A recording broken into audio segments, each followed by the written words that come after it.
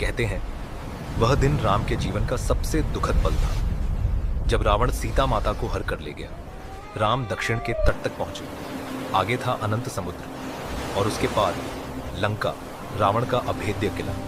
राम ने समुद्र की ओर देखा और कहा, इस युद्ध की शुरुआत मैं शिव की स्तुति से करूंगा। विजय वही पाता है जिस पर महादेव की कृपा हो। यह कहना मात्र नहीं था, यह राम का अटल संकल्प था। राम ने हनुमान से कहा, हे बजरंगी, हिमालय जाओ, दिव्य शिला लाओ जिससे शिवलिंग की स्थापना हो सके। हनुमान तुरंत निकल पड़े। घाटियां, पहाड़, नदियां, उनकी गति को कोई रोक नहीं सकता था। पर समय बहुत कम था, का शुभ समय बीतने वाला था, पर हनुमान का कोई समाचार नहीं। राम ने गहरी सांस ली।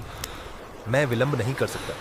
शिव की पूजा उनके आदेश से नहीं, भक्ति से होती है। राम ने अपने हाथों से समुद्र के तट की रेत उठाई और अपने ही पवित्र स्पर्श से एक शिवलिंग का निर्माण किया। उनकी उंगलियों से बना वह शिवलिंग तेज से दमक उठा, मानो महादेव स्वयं उसमें प्रकट हो रहे हैं।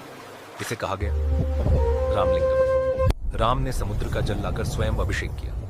मंत्रों का स्वर उठा, हवा शांत हो गई, लहरें थम गई। थोड़ी देर बाद हनुमान लौटे, हाथों में एक विशाल दिव्य शिला, लाल आंखें, भारी श्वास। उन्होंने पूरी शक्ति लगाकर वह शिला लाई थी, लेकिन पूजा हो चुकी थी। हनुमान दुखी होकर बोले, प्रभु, मैंने क्या देर कर दी। राम तुरंत आगे बढ़े। हे पवन पुत्र, तुम्हारी भक्ति में कभी देर नहीं। यह शिवलिंग भी यहीं स्थापित होगा।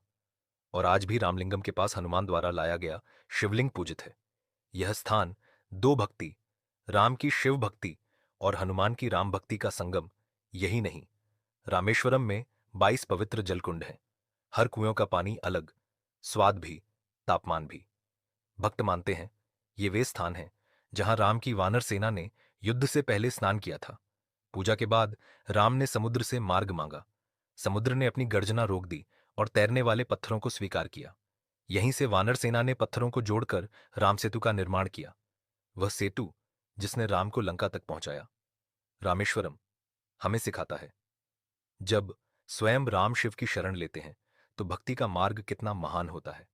अगर आपको यह दिव्य कथा पसंद आई तो वीडियो को लाइक करें और अगले ज्योतिर्लिंग की कथा सुनने के लिए सब्सक्राइब करें। इंस्पायर्ड लिविंग कमेंट करें। हर हर महादेव।